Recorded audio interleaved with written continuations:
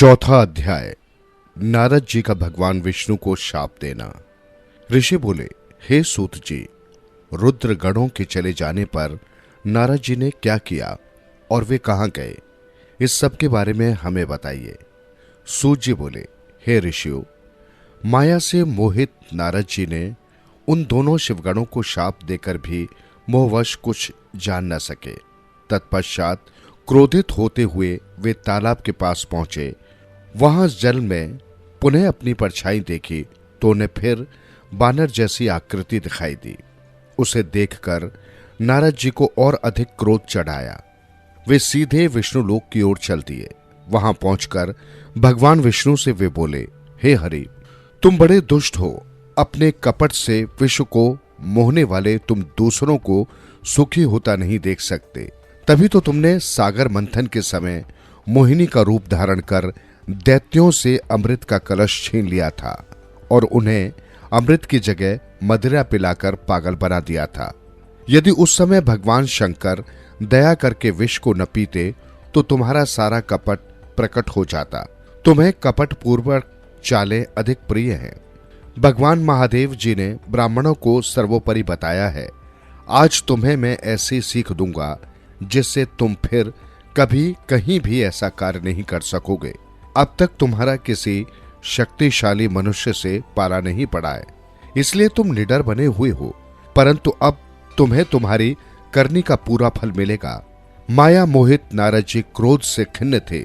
वे भगवान विष्णु को शाप देते हुए बोले, विष्णु, तुमने स्त्री के लिए मुझे व्याकुल किया है। तुम सभी को मुंह में डालते हो। तुमने राजा का रूप धारण करके मुझे छला था, इसलिए मैं तुम्हें शाप देता हूं कि तुम्हारे जिस रूप ने कपट पूर्वक मुझे छलाए, तुम्हें वही रूप मिले। तुम राजा होगे और इसी तरह स्त्री का वियोग भोगोगे जिस तरह मैं भोग रहा हूं। तुमने जिन वानरों के समान मेरी आकृति बना दी है, वही वानर तुम्हारी सहायता करेंगे। तुम दूसरों को स्त्री वियोग का दुख देते हो, इसलिए तुम्हें भी यही दुख भोगना पड़ेगा। तुम्हारी स्थिति अज्ञान से मोहित मनुष्य जैसी हो जाएगी।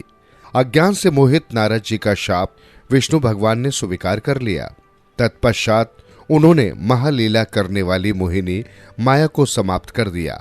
माया के जाते ही नारद जी का खोया हुआ ज्ञान लौट आया और उनकी बुद्धि पहले की तरह हो गई। उनकी सारी व्याकुलता चली गई तथा मन में आश्चर्य उत्पन्न हो गया। ये सब जानकर नारद जी बहुत पछताने लगे और अपने को धिक्कारते हुए भगवान विष्णु के चरणों में गिर पड़े और उनसे क्षमा मांगने लगे। नारद जी कहने लगे कि मैंने अज्ञानवश होकर और माया के कारण आपको जो शाप दे दिया है वो झूठा हो जाए। भगवान, मेरी बुद्धि खराब हो गई थी जो मैंने आपके लिए बुरे वचन अपनी जबान से निकाले। मैंने बहुत बड़ा पाप किया है। हे प्रभु, मुझ पर कृपा कर मुझे ऐसा कोई उपाय बताइए जिससे मेरा सारा पाप नष्ट हो जाए। कृपया मुझे प्रायश्चित का तरीका बताइए। तब श्री विष्णु ने उन्हें उठाकर मधुर वाणी में कहा, हे महर्षि, आप दुखी न हो। आप मेरे श्रेष्ठ भक्त हैं, इसमें कोई संदेह नहीं है।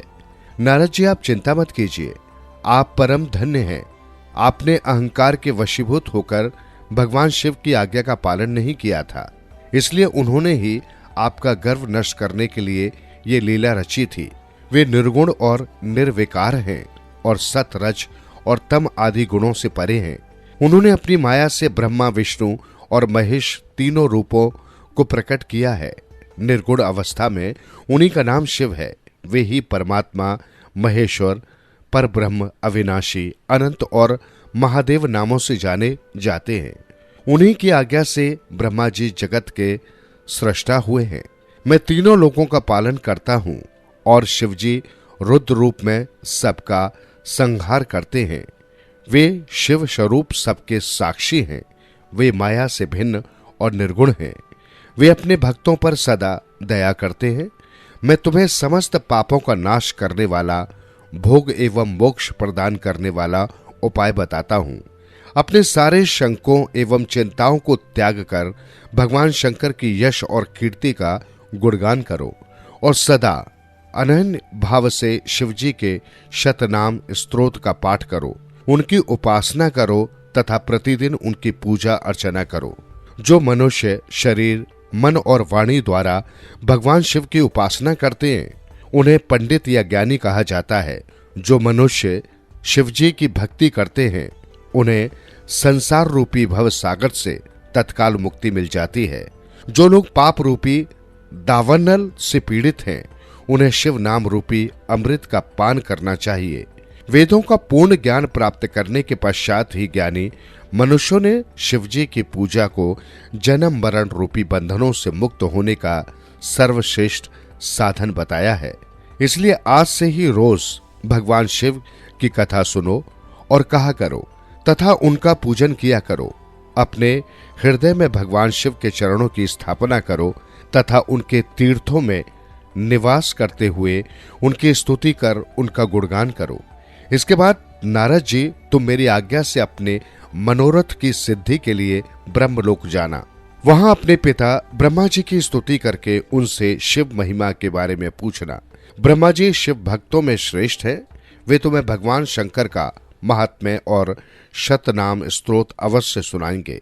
आज से तुम शिव भक्ति में लीन हो जाओ, वे अवश्य तुम्हारा कल्याण करेंगे। ये कहकर विष्णु जी अंतर्धान हो गए।